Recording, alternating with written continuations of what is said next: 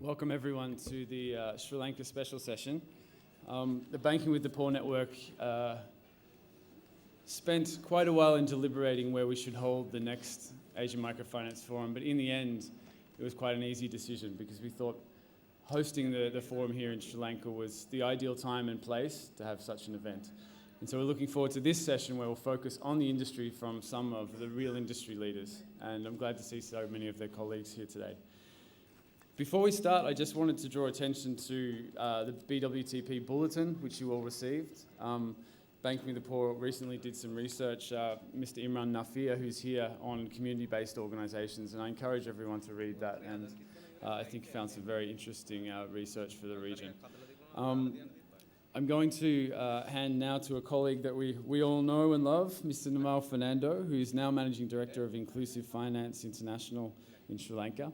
Nimal knows the industry like no other and is well placed, I think, to guide us through this session. Nimal, thank you very much.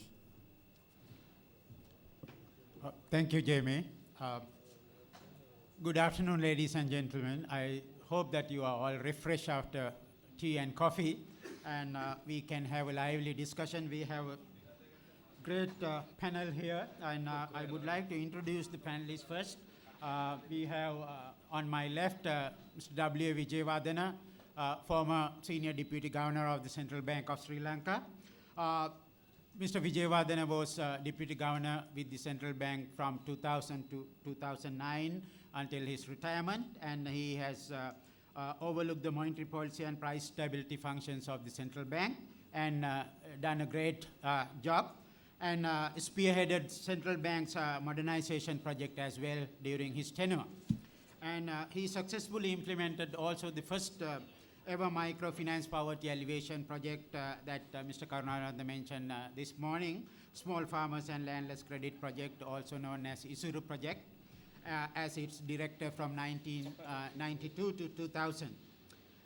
He is also, after retirement, particularly frequent speaker in international fora in financial sector issues and as well as microfinance sector issues. And he writes a regular column on economic issues which appears under the title Watchtower in Lanka Business Online, and also Kautila Reborn in the Bottom Line.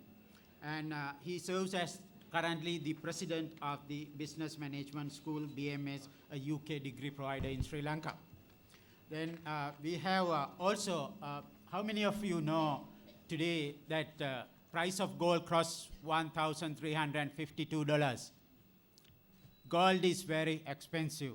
We also have even a more expensive panelist to talk to us on Sri Lanka microfinance sector, who is celebrating his golden anniversary this month, Mr. Rianzi Wijetilaka, who has served 50 years for the banking sector in Sri Lanka and outside Sri Lanka. He joined Bank of Ceylon in 1960 when it was a state-owned bank, and then moved to private sector, and then came to HNB and became CEO of HNB, and the post which he held for almost for 17 years until he was made chairman of the International Bank. We are very, very pleased and glad to have you, Mr. Wijetilaka, on this panel. Then we also have another well-known character in the microfinance sector, particularly microfinance, in the cooperative microfinance sector. I have to find his bio in this Mr. Kirivandeniya, who is the founder of Sanasa movement, revival of the thrift and credit cooperative societies movement in Sri Lanka, and gave, in fact, a new life to the Sanasa movement in Sri Lanka, and built a formidable network of cooperatives, and eventually established Sanasa Development Bank later on with the assistance of cooperative Sanasa primary societies and district unions and other outfits related to the cooperative thrift and credit societies movement. And he has also served as chairman of the Asian Confederation of Credit Unions, which is based in Bangkok. And also he was the director of the People's Bank and also chairman of the People's Bank for some time. And also he was in 2007 appointed as advisor to the president on microfinance. And he got also in recognition of his work for the cooperative movement in Sri Lanka, he got an honorary PhD from Runa University.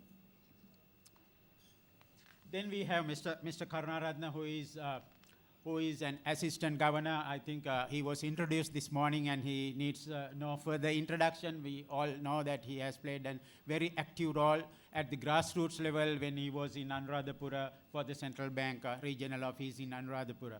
We are glad to have you all, and this panel is going to be conducted rather differently from previous panels, and each one of you will have about 20 minutes to speak, and I would kindly request you to focus on the theme, which is state of the industry and way forward as far as the Sri Lanka microfinance industry is concerned. So after each one speaks, we will open the panel, the forum for the audience, for the floor for question and answers, and I hope we will have a very lively discussion. First, I would like to invite my colleague colleague from the Central Bank, Mr. W.A. Vijayawardena, to take the floor. Thank you very much, Session Chair, for the kind introduction.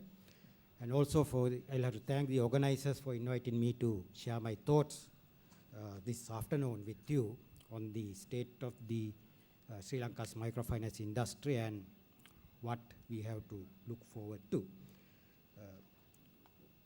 The most important factor is that there's no any meaning for us to look at the past or the present. We have to look at the future. But just to bring to the focus where we stand today, I would like to make a very few comments on the current state of microfinance industry in Sri Lanka.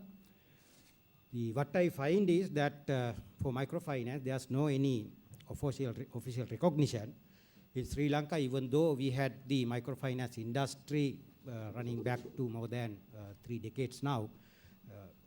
Whatever the main government policy documents that we see, there's no mention about microfinance anywhere. Even the current policy package of the government, the Mahinda Chintana, which tries to alleviate poverty by using the other route for alleviation of poverty, that is by having an accelerated economic growth in the country and allowing the economic growth to percolate down to the lower level people and alleviate poverty by using that mechanism. So the current focus is to alleviate poverty through the investment, through a massive investment in infrastructure, by getting the private sector to start up businesses in remote areas, and also getting the poor people to learn the arts and the techniques of working as skilled workers. And those are the three strategies being adopted by the current government. But I didn't see anywhere in the policy document no mention about microfinance, and there is an alternative route to poverty alleviation.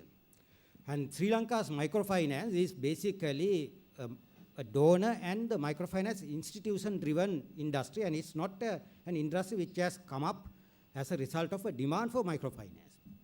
So it's again another weakness and deficiency in the industry, because if the donors withdraw, there is no any continuous funding flow for the microfinance industry, and the industry will face serious problems of continue with its own lending activities and the operational activities if there is no donor funding. So it's a donor and MFI driven one, and if both are dead, the microfinance industry will also be dead.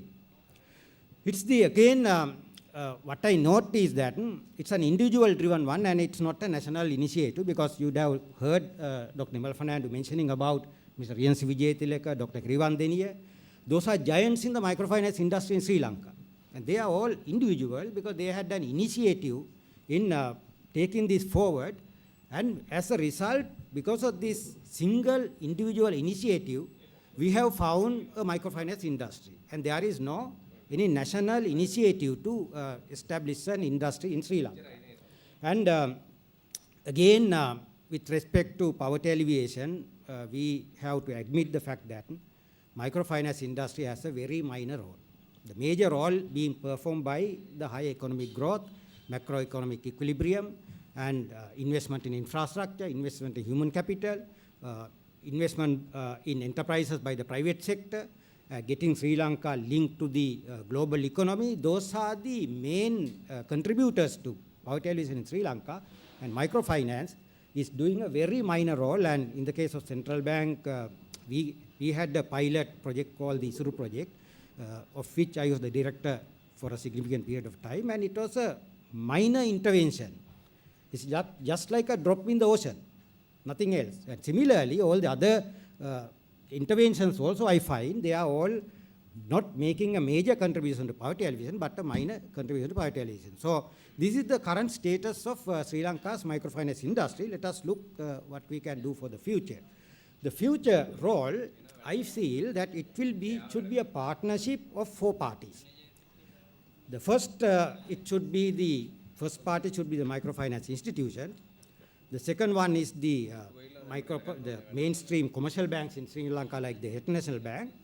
The third one is the beneficiaries of the microfinance. The fourth one is the authorities. But the main role which it has to play in the future is, though our poverty level on a national basis has declined to 15% on a headcount basis, there are significantly high poverty pockets in different districts. For example, in districts like Monaragala, Badulla, and Ratnapura, the poverty level is more than 20%. And we don't have even data on the northern and eastern provinces. And probably if we have the data, the poverty level may be 100%. So there is significant incidence of poverty, and microfinance has a role to play in alleviating that poverty level. And that's the role which they have to play in the future, the 4 parties, 4 partners who have to get together and do the job. Then mainstream banks, what they should do is, they should have a separate microfinance window. Because before becoming the Deputy Governor of the Central Bank, I was the Director Rural Credit of the Central Bank of Sri Lanka, which had the responsibility of providing this kind of micro lending services to the economy. All I noted was that the mainstream commercial banks in Sri Lanka, they had a little window in providing the funds that are being either released by the donors or the central bank to the ultimate borrowers and the entire banking sector. If you look at the totality of the banking sector, the contribution made by the small unit was insignificant. Now today we hear all the banks are making 1 billion plus profit level. Some banks say they have made 5 billion profits. And the total banking industry, the total profit level is in the region of 20 to 25 billion. And if they can allocate at least 5% of their profits to microfinance and establish a separate window, it means that annually we will be able to disburse about 1 billion rupees as microfinance funding. Then the government doesn't have to come into the picture, the donors don't have to come into the picture, and also MFIs will also get a benefit, because the mainstream banks, if they feel that the cost of managing this kind of microfinance industry